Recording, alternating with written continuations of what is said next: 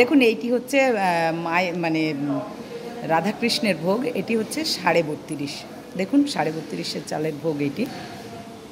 এখানে মায়ের ভোগ হচ্ছে 22.5 চালের ভাগ, মানে 22.5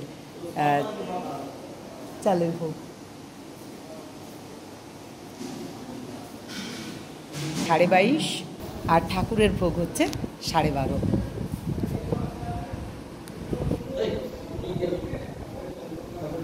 আর এখান থেকেই মানে মাকে দর্শন করা হয়। এই যে আপনাদেরকে সেদিন দেখিয়েছি যে মাকে দর্শন করা হয়।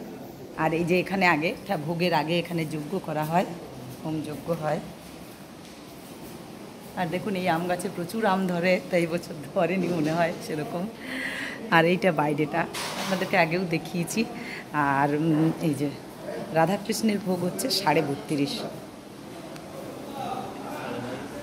32.5, 22.5।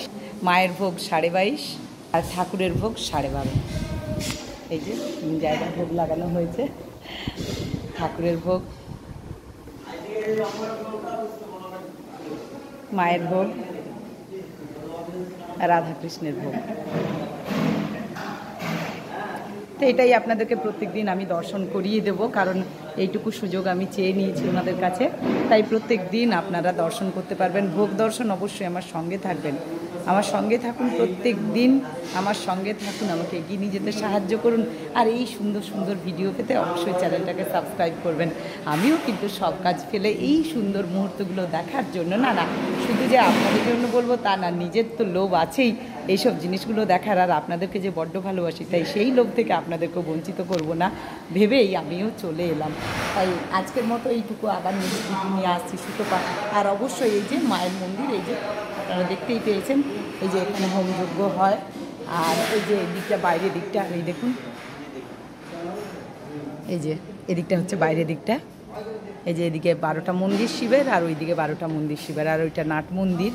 আর এখান থেকেই মায়ের ভোগ দর্শন করা হয় প্রত্যেক দিন।